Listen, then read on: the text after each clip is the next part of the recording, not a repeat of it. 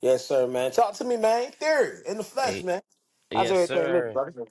What's going on, man? Everything good? I'm out here, doing the work day by day, my brother. What's going on with you? That's what it is, man. Man, I hear, man. Just doing the same thing, man. Just doing and making it do, brother.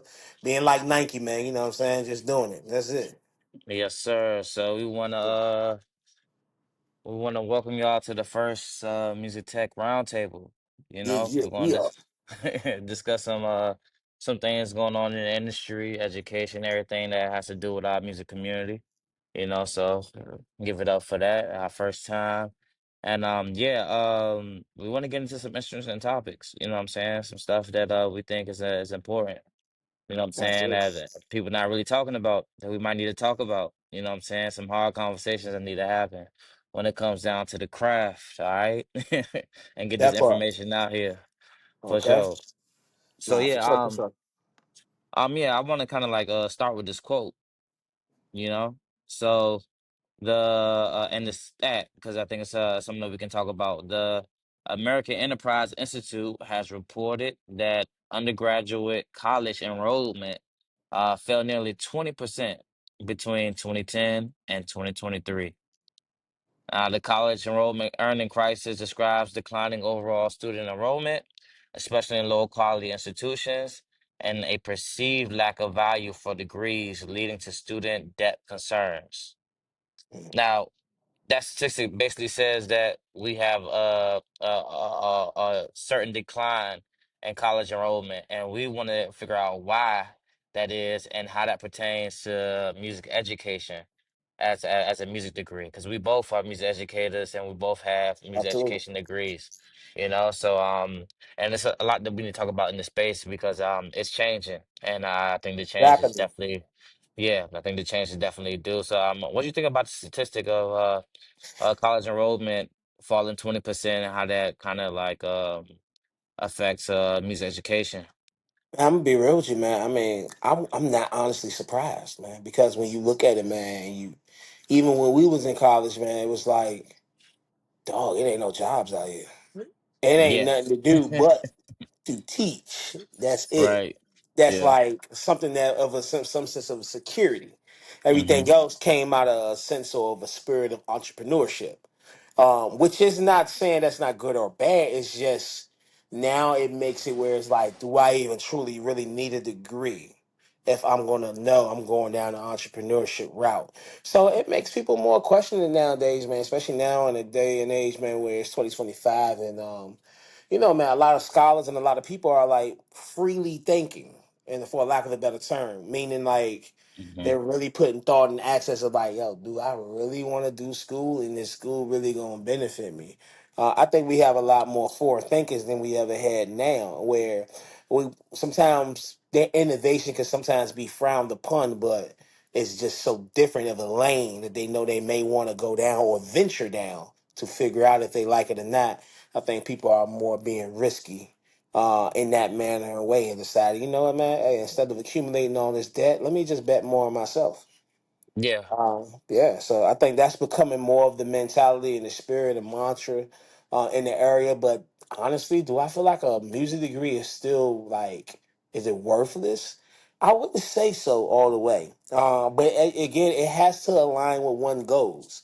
So now that goes back into, okay, is a scholar truly prepared to go to college? Meaning, do they have the goals? Do they have an idea of where they want to go? Because I know, man, when our parents was in school, all the way down to when we got to school, they always say sometimes, look, man, if you don't know what you want to go, look, just go to college. You can figure it out there.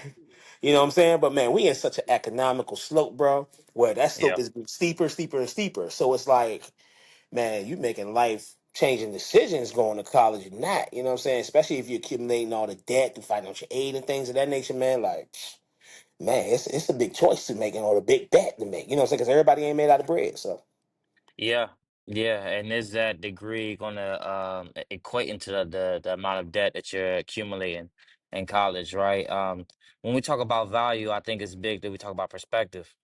You mm, know, so that value of that degree can be there if you want to be a music educator. I feel like the perspective in education is pretty narrow right now. where we're coming out and we're producing only educator degrees or people who are music educators and people who are music performers. And the Mm, actual okay. industry is way more vast than that. You know, so when we're talking about preparing people for the job market, which college is supposed to do, I Yeah, think music education has a problem because it's very narrow in how we're preparing people for the actual market. You yeah, know, sure. yeah. So yeah, yeah. What you think about that? Man, no, I think you're very true, man, because like I said, man, like if you're not teaching, it's more of the performing route. And even with the performing route, is it truly guaranteed? You get what I'm A saying? hundred Like, percent, a hundred because for all percent. of that, like, we have a lot of people who grew up with different music backgrounds, whether you're talking about from the church perspective, whether you're Yeah, talking about they already had a vibe where they've been already playing in the public and they've been attaining their licenses so they can receive money with playing anywhere, everywhere. And then you have people who've been gigging with certain bands and things like that at certain young ages. So I think with people in those formats like that, it's actually like we really have to weigh like, oh, does it really matter to have this degree or not? And is it going to allow me to be able to get the gig or not? 100%. Because at the end of the day, I solely feel like, man, that what's going to shine over your degrees and things like that, not to say that it will help you or push you away, but what's going to be probably looked at more than anything is, one, can you play very exceptionally well? And how well do you work with others as far as people Yeah, skills? yeah, Because you can have, you know you can have a degree on paper and you can play good, but if you're a butthole and you can't work with nobody, why would I hire you? yeah. You Speaking know to what I'm saying? that performance route is like yeah, education. You can go there to get a certain a skill set and learn practice routines for sure, but there's so much alternative routes now for educators, not for teach education on the skill set of musicianship that people can Yeah, go to now. And then yeah, I've never been to a gig where they ask me, hey, what's your degree in? Then they ask you, absolutely. can you play this or can you not play it, you know? There you go. And to accumulate $30,000 worth of debt, you know, the average right here says it's about 28,000 for a bachelor's degree in debt for music. So to accumulate 30,000 in debt, I mean, it's a lot of other alternative options that are way cheaper and affordable for musicians to kind of like get those gigs if they want to do. So when we go back to the perception, it's like, hey, what exactly do I want to do? You know, because Mm, right now college is centered around that education route and the performance route in certain sectors. Because we got to talk sure. about how it's more centered around the Western European centric systems and when it comes down to performance. You know, there are popular music programs out there, but there are very few, you Very. know, that's offered and that can get you the gig that you kind of like searching for, especially for the modern musician. You know, there Absolutely. man, when we talk about orchestra halls closing down and coming under crisis all over the world is because the tune and the music, the popularity of the music has been changing over time, and they no longer serve the traditional methods or the traditional paths that people have been going through. So yeah, man, I got to change. It got to change. And Yeah. another thing, okay, let's talk about this. Let's talk about educators themselves, the actual teachers they Mm, have. Are they equipped to kind of like get these students that want to do these new modern ways of performing and these new uh uh uh positions in the job market? Are the educators that we have in place equipped to teach and guide these new professionals to where they need to go to? absolutely, man. Because like as we already know, man, we met many of the educators. We've been taught by many other different educators where sometimes we've had that Western culture mindset in a manner where it's like, oh, it has to be this. It is only this. And Right. it's like, yet does that pay the bills? It's okay. One, does it pay the bills? Do Two, it. do I truly desire to like that? And is that what's going to culturally resonate with me? Yes. Yeah. Not to say that there can't be a piece of it, but is my foundation in that? And do I Yeah. truly root in that? Do the people that I love and hang around and that I cherish to my heart, do they appreciate that? And Yeah. all those things, man. It's all about, man, the heartbeat of music and how it make people feel, man. You know what I'm saying? Right. So Right. I think educators definitely have to do a. I think there is room for improvement. That they can be able to have a little bit more fluent flexibility because we are in a climate now where, man, music is such a wide spectrum now than it ever been before. It's Yeah. like, man, how can I take the theory, for lack of a better term, no, all pun intended, how can I take that Yeah. theory and how can I now manifest and apply that into these other different realms, even if I'm not the most familiar with it as an educator? How can I Right. be teachable, or how can I be that much more of a fluent teacher where I can have a sense of appreciation for my scholars that are learning these different genres and have an appreciation for it more than me, and then Yeah. still be able to pull the theory out of it, pull the methods out of it, pull all of this and that out of it to be able to still resonate it to this overall umbrella of, hey, you're very musical and you're very, you're very much this and that, for a lack of a better Yeah. term. So, Yeah. No, we're talking about balancing the standards now, and kind of like flipping the forms of assessment to kind of reflect the modern student once again, and how that needs to change. Um, man, there was something else you said that I wanted to go back to. I don't forgot it now. mm. Yeah. Nah, it be like that, man. Sometimes we get Yeah, flowing. Sometimes we yeah. be flowing so much, man. You know how it just Nah, come and go, brother. So I understand. yeah, nah, damn, yeah, nah, it was something you said right there. I ain't want to cut you off. Nah, you It's all good. Nah, good. cut me off though, bro. I don't mind. You can just go. You can cut me off, Nah, dog. Hey, we it's good. all good. But But yeah, damn, yeah, nah, yeah, man. Yeah, man. And yeah, it's interesting that you said that, man, because you said the assessment of it, man. But then it's just like, man, what are the standards and cultures of a particular school division? Or what's the culture of the school division? Because at the end of the day, I mean, it's right, interesting because I won't talk about who the person name is, but they just interviewed yeah, for a particular school system that I know of, that me and right, you are both very familiar with. yep, And he was doing the application process for his students that's at his HBCU, right? yeah, So as he's going through this interview process and he's going through a phone process in front of them, he noticed that he's being questioned about his certain standards. Like he was asked the question of like, oh well, what kind of like literature and what kind of senses of repertoire or what types of genres will you be pulling for? And he gave the rundowns of what he would do. yeah, And the person questioned him and said, are you sure that's something that you should do? As if like questioning the standards of like, hey, is that even really good enough, or is that even truly considered music? And I'm sitting here looking like, well, have you truly looked at this person's resume? Because this person's yeah, resume tours everywhere, internationally, nationally, off of jazz music. yeah, But if your system or school district culture does not appreciate jazz music, but so much, you're gonna think that, oh, this is not classical, it's not nothing. yeah, And we got to start shifting that mindset because, man, I know so many jazz musicians in a sight reading manner, and yeah, just how they even be able to dissect notes and tones and everything. yeah, Sometimes that can be so far fetched away from somebody who is more self centered into classical, yeah, modern Western type of vibes. And yeah, man. It's just interesting, yeah, man. Like you said, perspectives, man, really matter, man. It really matters at the top yeah, for these people who run these certain departments and what their perspective on music is, man. Because sometimes I don't know that they consciously know it or not, but their influence and their wherever they're center at culturally with music yeah. really affects everybody below them and what school and what scholars catch from that. That goes back into what the teacher values are, right? And not even the teacher, but the institution values. And then we talk about the red tape of them, that usually comes around them being accredited. And we talk about them being accredited by NASM and their standards of what it is.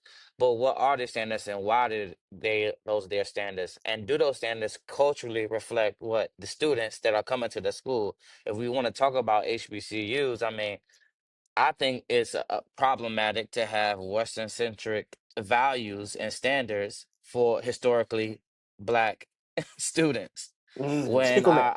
our music is culturally different from those. So we've seen it when students have been held from a degree for and year 5 and year 6 because they can't play classical scales, but we know their musicianship level is top tier, right? And Absolutely. should that even be a thing? You get what I'm saying when we're talking Mhm. about assessment and we're talking about practices and stuff like that. So yeah, those things got to start matching up now, especially Yep.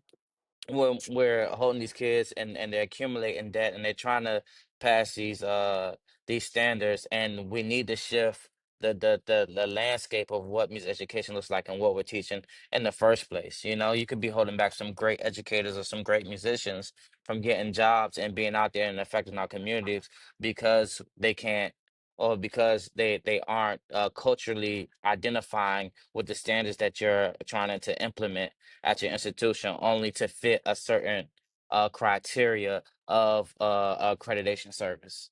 I You're think that's doing completely a real right. disservice to the students, a completely disservice. It's interesting that you even say that because I'm gonna kind of expose myself right now because it's like when I remember pursuing my degree in music or for Yeah. emphasis in media, and man, I got held back a semester or so because of my lack of proficiency on the piano. So stop right there though. You said your degree was media, but you got held back for piano proficiency. Tell And me how. mhm, Tell me how this right, right. aligns. And so Tell look, me. when I failed it the first time and they made me take it over again the second time. Yeah. Now, what had happened was, yes, I played it better, but what did I play it up to their standards? I still did not. So the question that was asked upon me before, these are days right before I'm supposed to graduate and walk. Yeah. They asked me, they said, okay, Mr. White, well, what exactly are you looking to do when you get out of school? And I told them my full vision plan. I told them exactly what I've already been doing. I tell them about what my daily actions have been that already aligns with my goal and how Yeah. close I'm already am, aka I'm already really there. I'm just waiting to get my degree type vibe. Type vibe. And Yeah. I feel like that they had a sense of sympathy for me at that moment. And Hmm. then they understood, okay, we're not gonna hold this brother back just because of a piano proficiency test. And look, we're gonna go ahead and bet on you. We're gonna go ahead and push you along. Not saying that was good or bad or wrong, but I think at the end of the day, it was a teachable moment where I've learned that as educators, as true educators, one, you have to make sure that what aligns with a scholar is different with everybody else. It's very Yeah. unique for everybody. And you got to make sure that the goals that I have set in standard for somebody does it meet and align with that person's goal and what they want to achieve and do in life with it. I think that's very important. Yeah. But then also too at the same time too, and I'm gonna play devil's advocate too because I feel like that kind of some of the responsibility fell on me in this manner and way where it was like, okay, Right. I could have done more research to see, oh, more of these classes are aligned in this type of realm and Yeah. this type of sense of culture. And Yeah. that goes against what my center of cultural music that I'm looking to practice and perform and do and create and create my financial gains from and more. So it's But like, yeah. that's that's a hard thing coming from um especially coming from the communities we come from, when there are a lot of first generation college students who lack the knowledge and what we're applying for and what we're doing. And like you're saying, your people saying, hey, and my people saying, hey, you're going to college. You know what I'm saying? Right. I Absolutely. don't care what you go for, but you're going to college. And we're seeing that's kind of becoming, because of the statistics of students not enrolling, that's becoming a lost, not a lost thing, but a less required thing, Mm. for young professionals going in.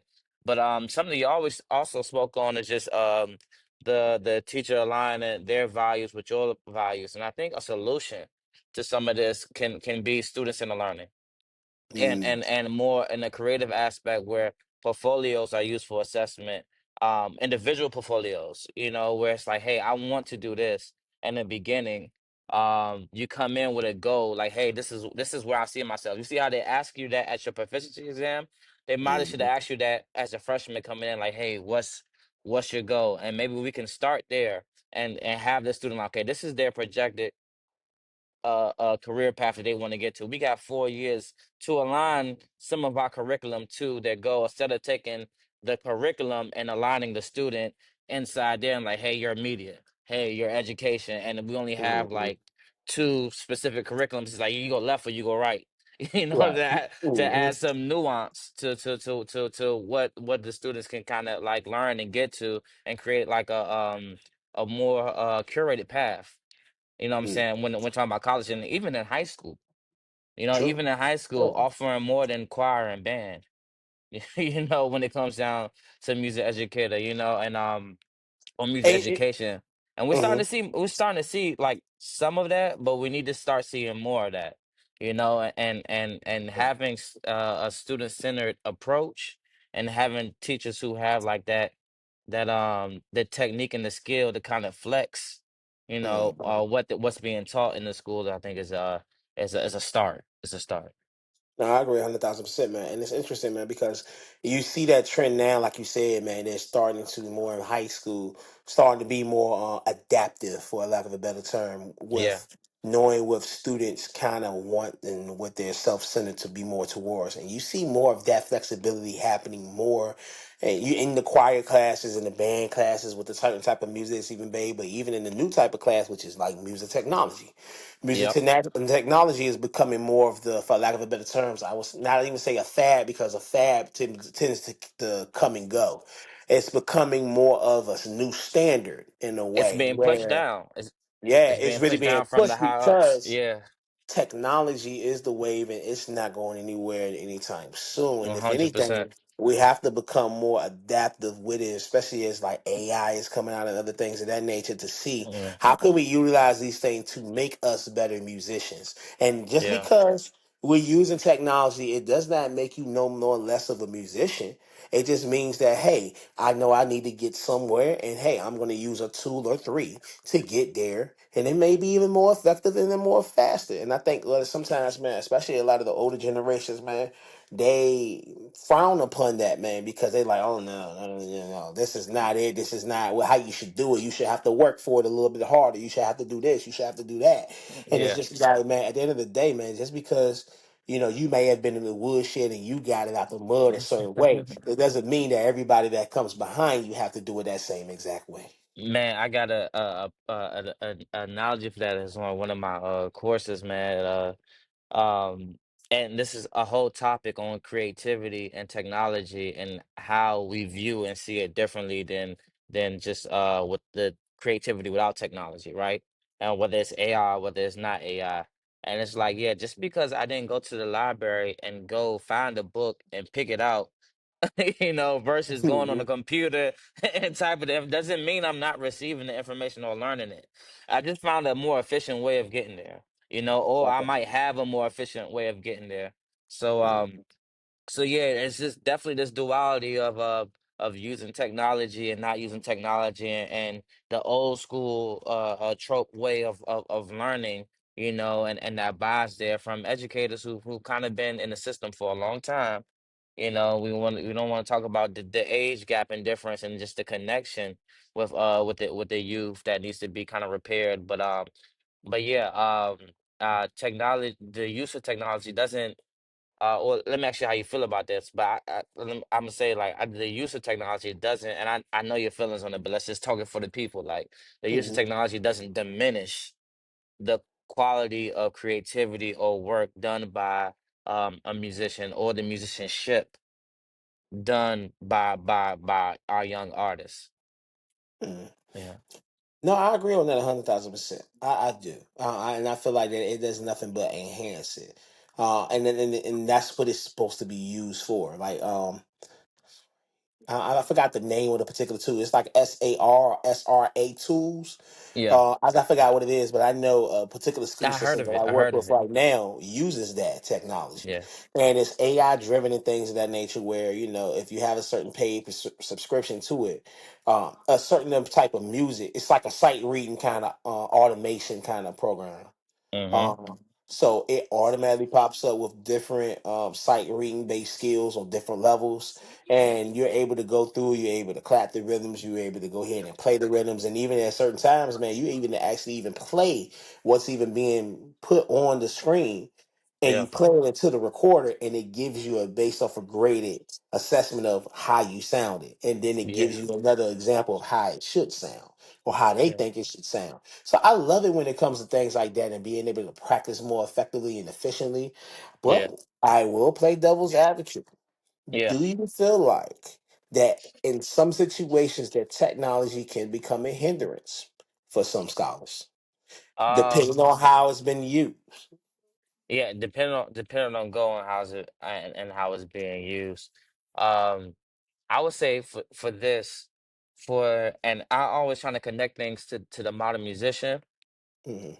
Um, and I think the modern musician is more tech based when it comes down to production and when it comes down to like artistry and recording and stuff Mhm. like that. I think the use of technology isn't a hindrance because that skill set is needed to kind of thrive in today's industry. So yeah, I don't think it is, but if you're thinking about like traditional performance and classical music, then yeah, their traditional practices work. Like so yeah, then I don't see how a computer comes I like the fact that the SAR. I think it's SAR, SRA, something either or. Yeah, yeah. Yeah, I like the fact that it gives you feedback on whether you're hitting the notes or not. But outside of that, or maybe even providing practice strategies, you know what I'm saying, for you or Mhm. for the kid or stuff like that, or for the student. So I like that it's doing that. But outside of that, traditionally, I like the traditional methods for learning, which is going to the room and practicing, and you don't really need a laptop for that, whether unless you're looking at music. But when we're talking about modern musicianship, which I think is taking over for I have it's a lot of kids that want to produce, how many kids you got that come straight into a group and say like hey, I want to learn how to play um and this instrument or this instrument or this instrument versus Mhm. how many want to come in and they want to like I want to produce, I want to DJ, you know what I'm saying? I think it's a growing art. We got to start looking at those as instruments as well. So yeah, the technical Absolutely. skills is needed. The technical skills are needed for sure, And as soon as and possible. it's interesting that you said that, man, because it is an instrument, man. Because even like over the summertime, I had the pleasure of doing running summer school, and during the summer school, I was doing an enrichment program, which was a grant based program. But at the Yeah, end of the week of the summer week, each week we would do like an enrichment based program with certain grade levels, and one of those for a certain grade level was DJing, audio engineering slash DJing. And the right. person would come in, and he would set up multiple different turntables, and man, we will break it all the way down to knowing the theory of, man, where does crate come from? Where did that originated from? How do you create crates? And R- just the theory Right. behind Right. It's a new mixing and instrument. DJing, because it's an art form. And Yes. knowing that, hey, with this art form, it's not like I can press a button of three and I can automatically be great. It is a certain Right. skill set that must be mastered over time through woodshed work. Let me And take it. Go ahead. yeah, Go. nah, My good. Go fault. ahead. Let me take it to another level. So like, and that's more in fact the reason why we're seeing more DJs and stuff like that growing is just because of how we consume music. Back in the day, we were handed it like, CDs, records, CD tapes, whatever, Pandora radio, whatever. But now streaming services are unlocked a new door. Now it's like direct to consumer. I can search for whatever I want, however I want. And now people are making playlists now. So the young people are kind of finding their own niches and what they like and genre selection. And so now they're making playlists, and that's such a big thing now because of how we consume, and that's basically DJing, and it's becoming more personal to the person who's creating the curating this list, is because like, hey, this is my playlist, like this is my style of music, this is my the way I see the world musically, and how I Right. like to enjoy it. So that's becoming more of an art form in that world, and that's spreading more just because of how we're consuming music through streaming services. Mm. No, he's And it spot needs to on with be that, bro. respected. Yeah, and it needs to be respected like an actual art form. You know what I I'm mean, it saying? has to, bro. And then, I mean, and I'm gonna bring up this piece of the conversation because it has to be respected. Because why? Let me ask you a question. Yeah. In this modern day and time, who's gonna get paid more? So we talked about It's a traditional it's a music it's a subject. practices. It's a subject that Look, people don't want to try to touch on. But I'm yeah, gonna be completely 100 and go straight there. yeah. It's Bro, far the more. modern music and with the technology now is what's paying the bills, doc. And I mean, bro, I know some people who could. It's easy for them to go get DJ gigs weekly in a local area than it is for them to actually be performing on a horn or performing on a particular primary instrument that may be something like a upright bass, a violin. And it's not to say that they can't get gigs, but they are a lot of times.